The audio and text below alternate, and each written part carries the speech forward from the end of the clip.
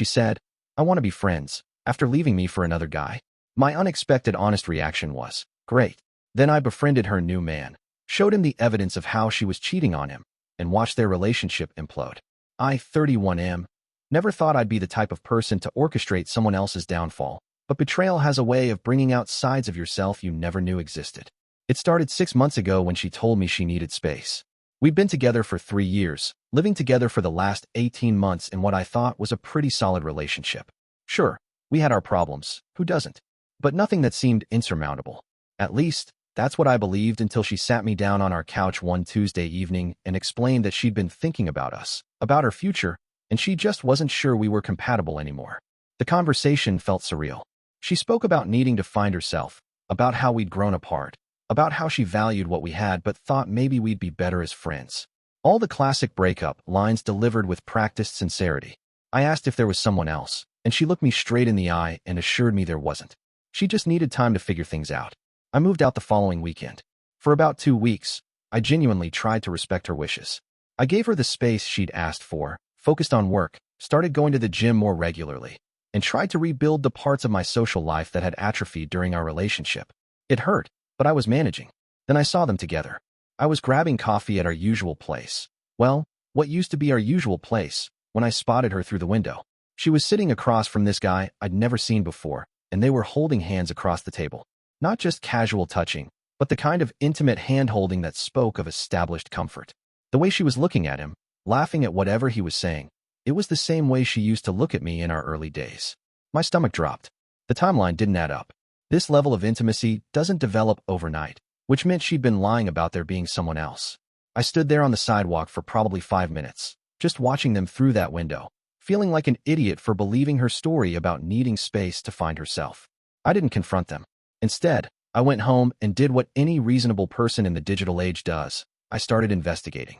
It didn't take much digging through social media to figure out who he was. His name was on her recent posts, tagged in photos that had been taken weeks before our breakup. Comments between them that seemed far too familiar for new acquaintances. The evidence was all there, hidden in plain sight. Photos of them together at places we used to go, timestamps that proved she'd been seeing him while we were still living together. Screenshots of flirty comments that dated back months. She'd been planning her exit strategy while still sharing a bed with me. The betrayal hit differently once I had proof. It wasn't just that she'd left me for someone else. It was that she'd lied about it. Made me feel like I was losing my mind for suspecting something was off in those final weeks of our relationship. She'd gaslit me while simultaneously building a new life with this guy. That's when she reached out. Her text came 3 weeks after I'd seen them together. She said she'd been thinking about me, that she missed our friendship, and wondered if we could grab coffee sometime. She wanted to make sure there were no hard feelings between us, that we could find a way to maintain some kind of relationship, because I'd been such an important part of her life. I stared at that message for a long time before responding. The old me would have told her exactly what I thought about her lies and her timeline. The old me would have confronted her with the evidence and demanded an explanation. But something had shifted in those weeks since I discovered the truth. Instead of anger, I felt something colder and more calculating. I texted back that I'd love to be friends and suggested we meet for coffee that weekend. She seemed genuinely relieved when we met up. She thanked me for being so mature about everything, for understanding that sometimes relationships just run their course.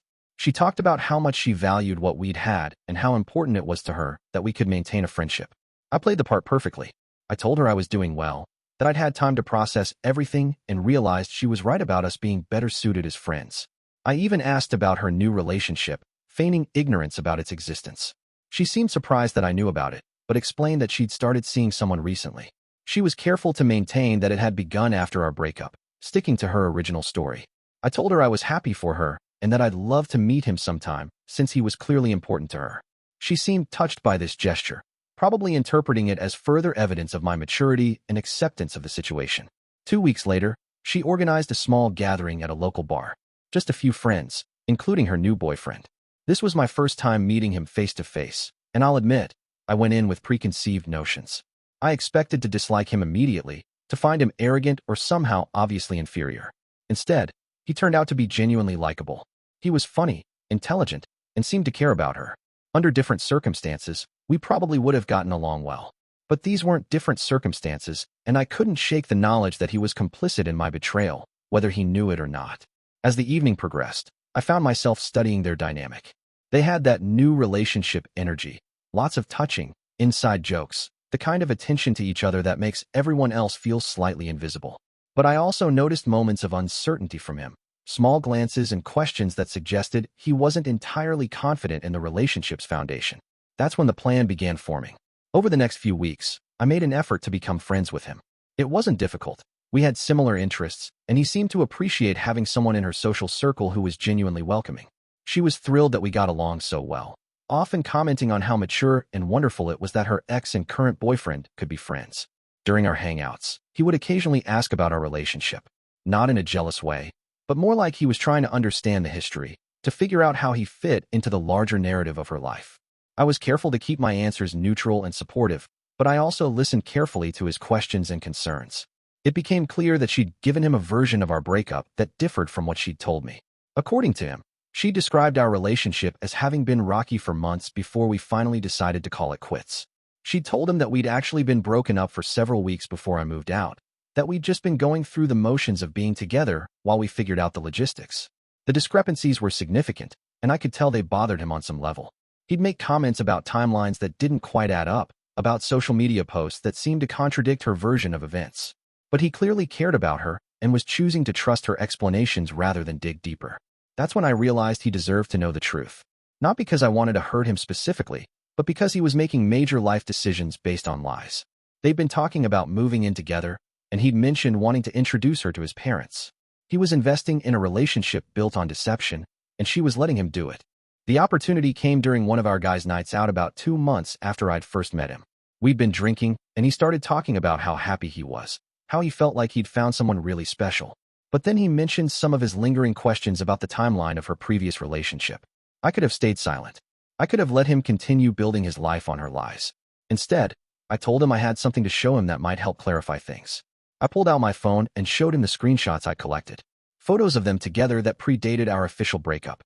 Messages between them that proved their relationship had overlapped with ours. Social media evidence that painted a very different picture than the one she'd given both of us. His face went through several expressions as he processed what he was seeing. Confusion first, then recognition, then something that looked like betrayal. He asked me why I was showing him this, and I told him the truth, that he seemed like a good guy who deserved to make informed decisions about his relationship. I didn't try to influence what he did with the information. I simply told him that I thought he should know the real timeline, that whatever he chose to do with that knowledge was entirely up to him. Then I paid for our drinks and went home. Update 1. The fallout was swift and spectacular. He confronted her the next day with the evidence I'd provided. According to what I heard through mutual friends, she initially tried to explain it away, to provide alternative interpretations of the screenshots and photos. But the evidence was too comprehensive, the timeline too clear.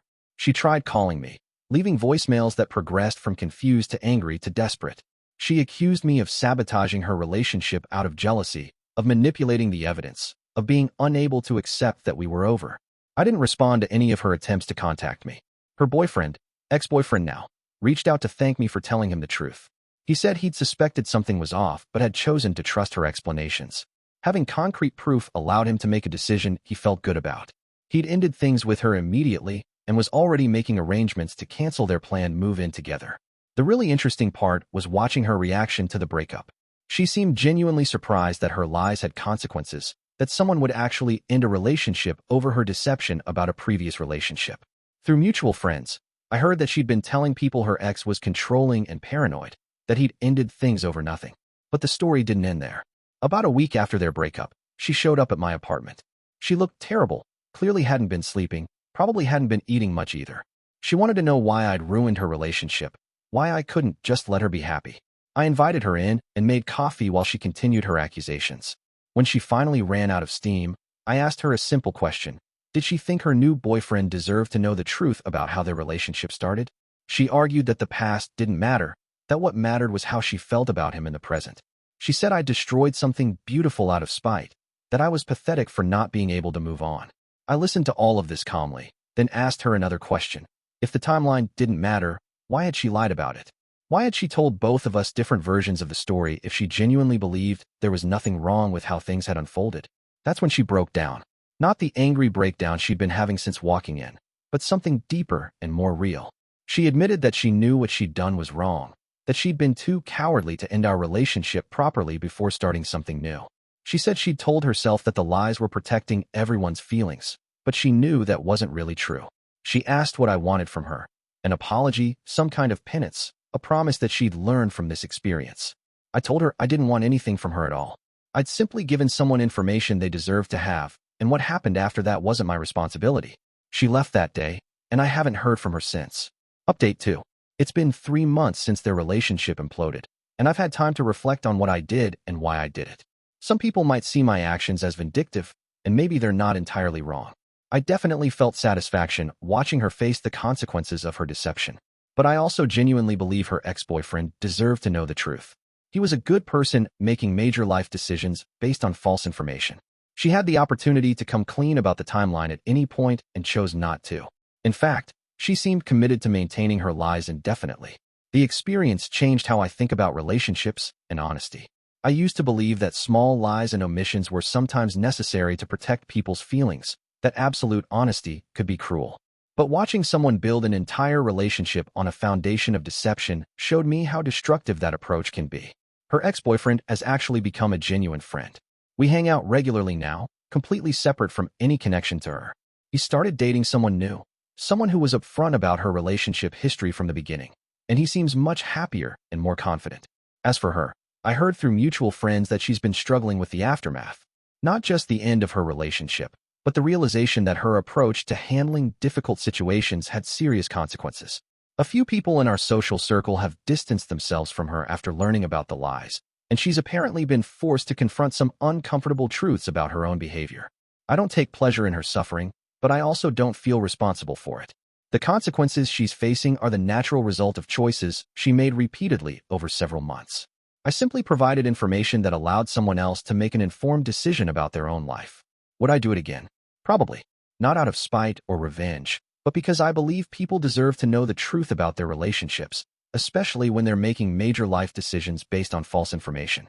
The whole experience taught me that sometimes the most mature response isn't to quietly accept deception. Sometimes the right thing to do is to ensure that everyone involved has access to the same information, even when doing so disrupts someone else's carefully constructed narrative. I'm in a good place now. I've started dating again, and I've been completely upfront about my relationship history from the beginning. It turns out that honesty, even when it's complicated or uncomfortable, creates a much stronger foundation for building something real with someone new.